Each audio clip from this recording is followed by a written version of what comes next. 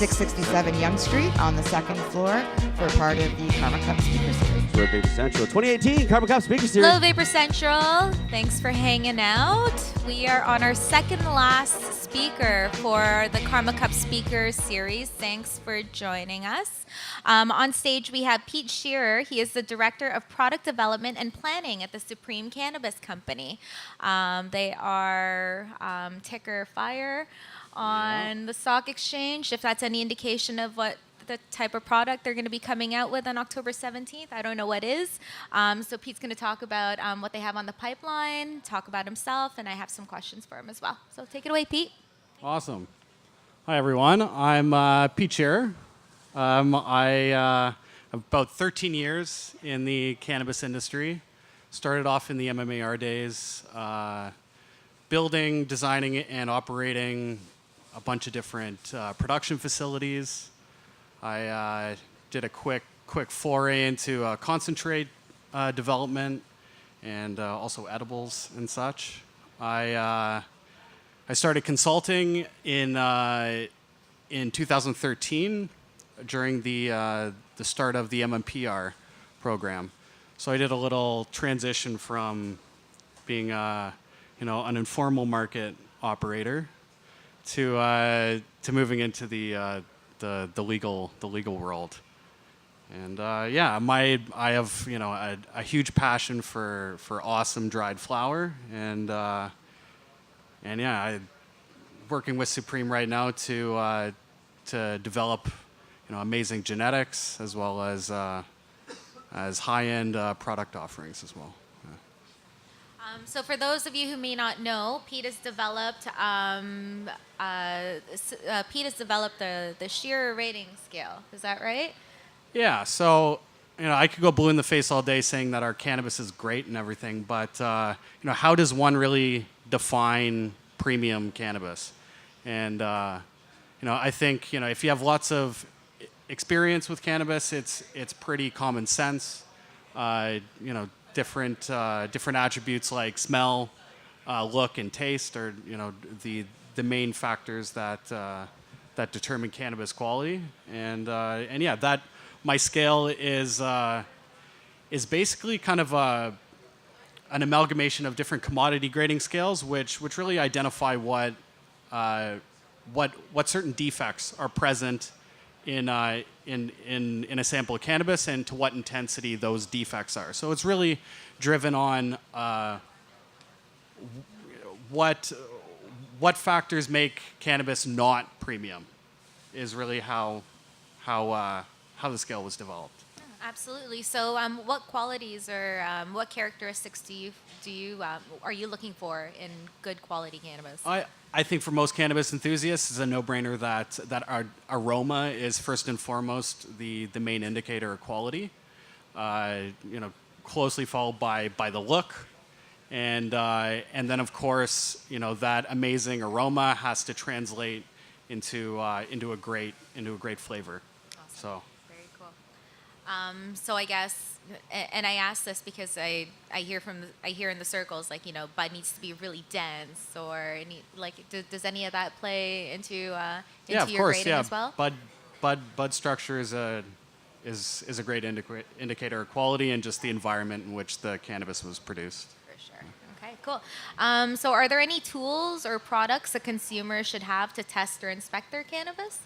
Well, I think there's a bunch of crazy equipment that you can get to test microbial levels, pesticide levels, all this stuff. But really, I think your senses are the main way to determine whether cannabis is good or not. I mean, for all intents and purposes, all cannabis that's going to be in the recreational, legal retail environments are going to be safe to consume and objectively good quality in terms of they won't hurt you in any way, but that doesn't mean that those safe to consume offerings are not pretty bad. I mean, the elephant in the room in the LP space is most LPs are growing pretty bad cannabis. So I think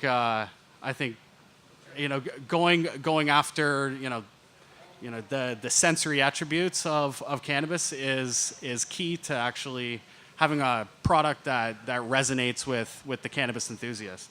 Cool. Yeah, no. Now, while your grading scale focuses on, the senses and all of that, is there?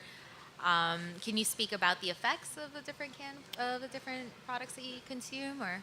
Well, it's funny you say that. We're in the new landscape of legal recreational sales. The retailers are going to have a pretty limited ability to talk about effect.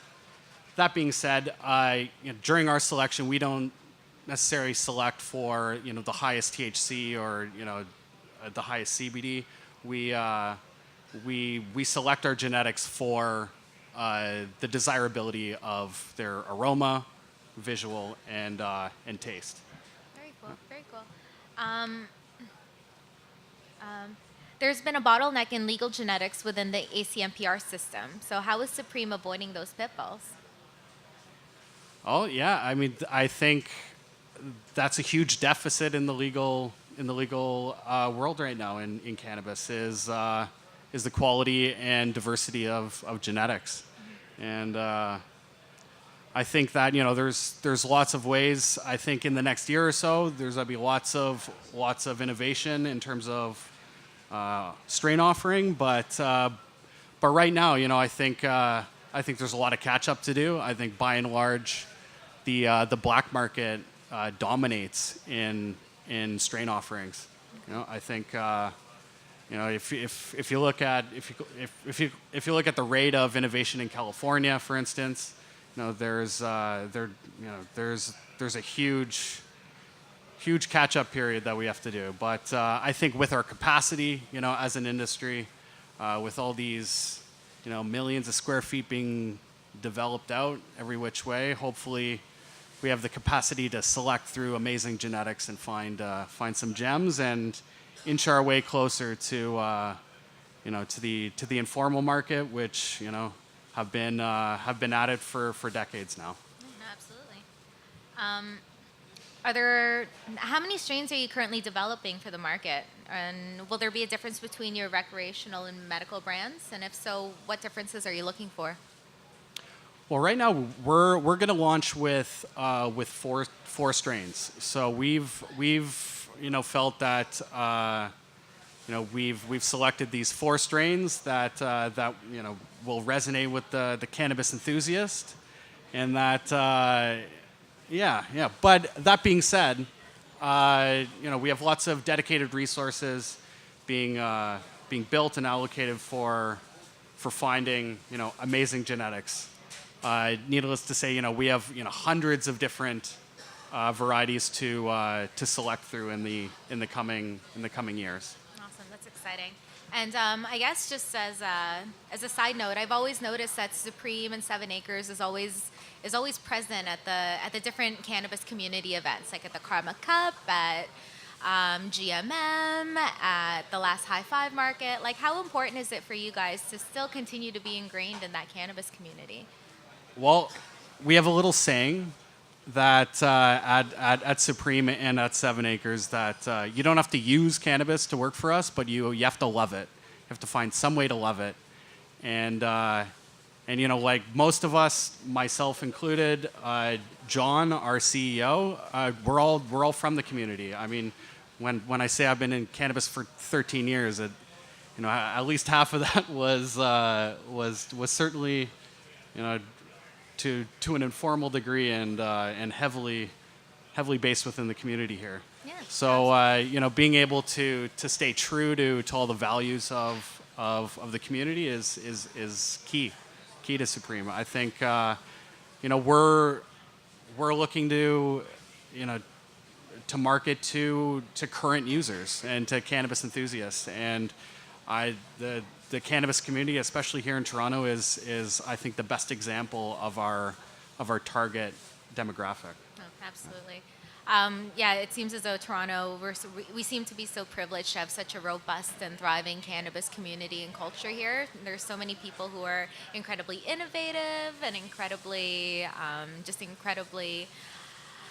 committed to kind of moving cannabis legalization forward and bringing off like really interesting offerings. So that's really neat. Pete, how can we get a hold of you? I'm on Instagram at Peter Ponders. You can follow Supreme at the Supreme Fire, and at 7 Acres MJ is our IG Cool. tag. Awesome. Yeah. Well, Pete, thank you so much for chatting. I'm going to open up the floor for questions. Everybody? Cool. Well, you're going to be hanging out, right? I'll be around. Okay. Yeah. Oh, there's a question. Yes.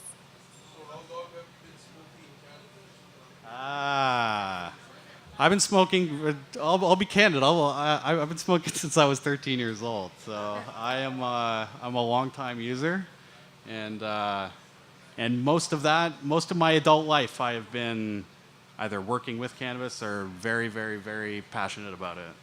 What's your favorite way to smoke weed? Oh, okay. You know what? Right now, dabs and socially blunts. It's a dirty secret, but I love backwoods, so.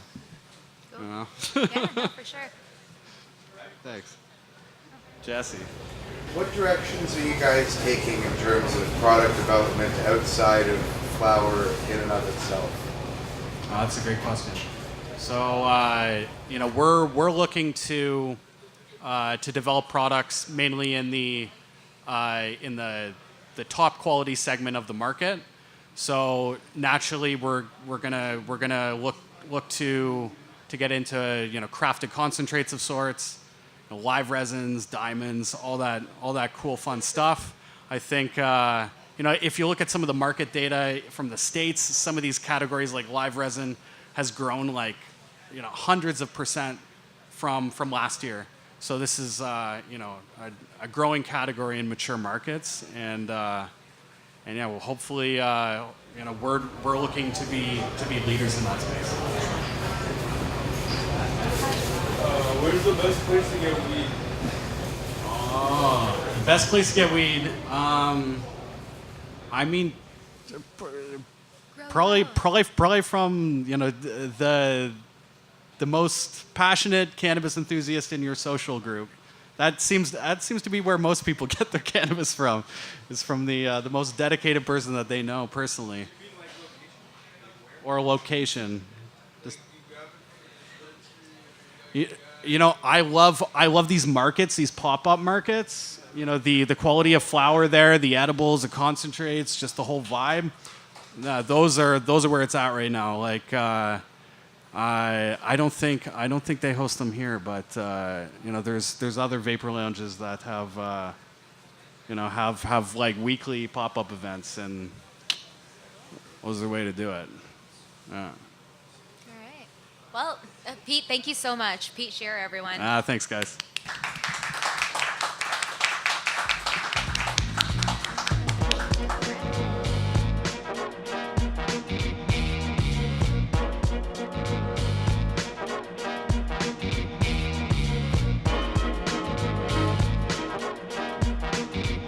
And also, if you're anywhere near Toronto, come on down to Vapor Central here for today and tomorrow. More speakers tomorrow.